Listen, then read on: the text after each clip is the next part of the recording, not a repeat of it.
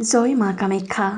প্ৰিয় দৰ্শকবৃন্দ, আপোনালোক আটাইকে কামাখ্যাৰ এটি খুব সুন্দৰ ভিডিঅ'লৈকে স্বাগতম জনাইছোঁ।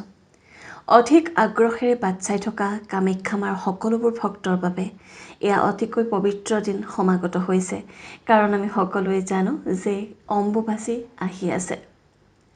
যিহেতু মা কামাখ্যাক মা ধৰিত্ৰীৰ লগত তুলনা কৰা হয়, মা ধৰিত্ৰী এইখিনি সময়ত ৰজস্বলা হয় বা ঋতুমতী হয়, ঠিক তেনেদৰে কামাখ্যা মাও এইখিনি সময়ত ৰজস্বলা বা ঋতুমতী হয়। অম্বুবাচীৰ সময়তে মাতৃৰ যি এক উৰ্বৰতা বা উৰ্বৰতা শক্তি, সেই শক্তিক সন্মান জনাই সমগ্ৰ অসমতে তথা ভাৰতবৰ্ষতে এই অম্বুবাচী মেলাই খুব বেছি মানুহৰ দৃষ্টি আকৰ্ষণ কৰিবলৈ সক্ষম হৈছে। আনবেলিৰ দৰে এইবেলিও অম্বুবাচী সমাগত। তেন্তে বলকচোন বন্ধু বান্ধৱীসকল, আজি এই ভিডিঅ'টিত অম্বুবাচীৰ প্ৰবৃত্তিৰ বিষয়ে জানিম আৰু লগতে এই অম্বুবাচী কেতিয়া, কিয়, কেনেকৈ পালন কৰা হয়, কিছু কথা আজি এই ভিডিঅ'টিত নিশ্চয়কৈ শুনিবলৈ পাব। লগতে আপোনালোকে এই ভিডিঅ'টিতে গম পাব নিশ্চয়কৈ 2024 বৰ্ষৰ অম্বুবাচীৰ প্ৰবৃত্তিৰ প্ৰকৃত সময় কি। বহুতে বহুত কথা কৈ আছে, বহুতে বহুতো সময় কৈ আছে, কিন্তু এই সময়টো প্ৰকৃত সঠিক সময় মই আজি আপোনালোকক এই ভিডিঅ'তে জনাম। প্ৰিয় দৰ্শকবৃন্দ, অম্বুবাচী হিন্দু ধৰ্মৰ এক বছৰেকীয়া উৎসৱ। প্ৰতি বছৰ এই উৎসৱ খুব ধুমধামেৰে পালন কৰা হয়।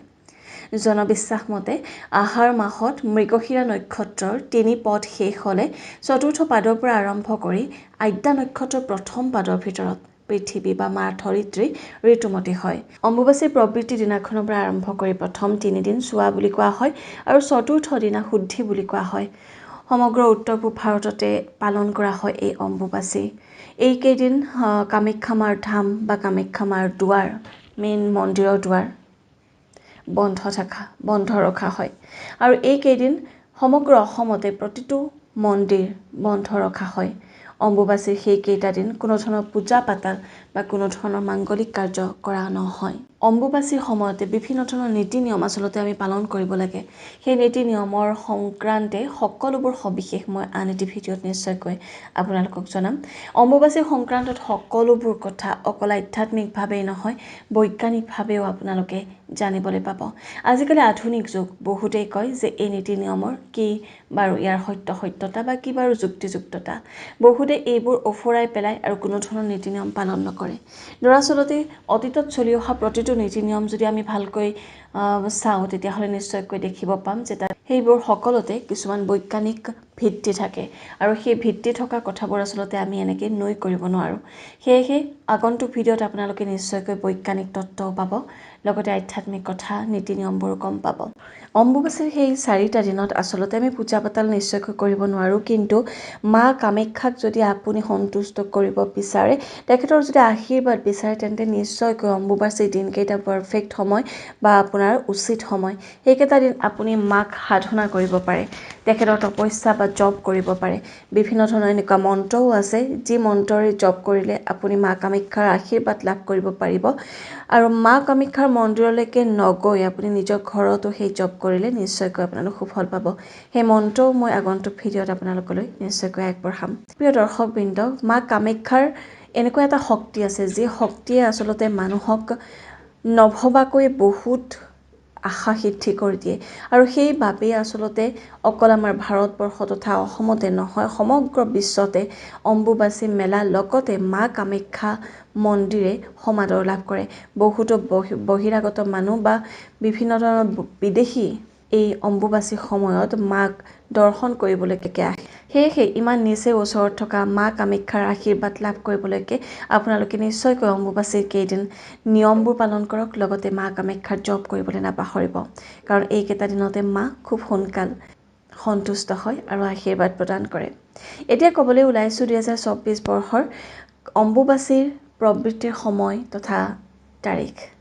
আনবেলিৰ দৰে এইবেলিও অম্বুবাচীৰ প্ৰবৃত্তি হ'বলৈ গৈ আছে 22 জুন শনিবাৰ, আৰু সেইদিনাখন হ'ব 7 আহাৰ।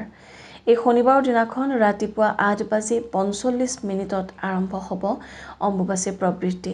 এয়া মই আপোনাৰ এখন পঞ্জিকা অনুসৰি কৈছোঁ, আৰু বিভিন্ন ধৰণৰ পঞ্জিকাত 5-10 মিনিট বা 6-7 মিনিটৰ ইফাল সিফাল হোৱা দেখা পোৱা যায় সময়সূচী।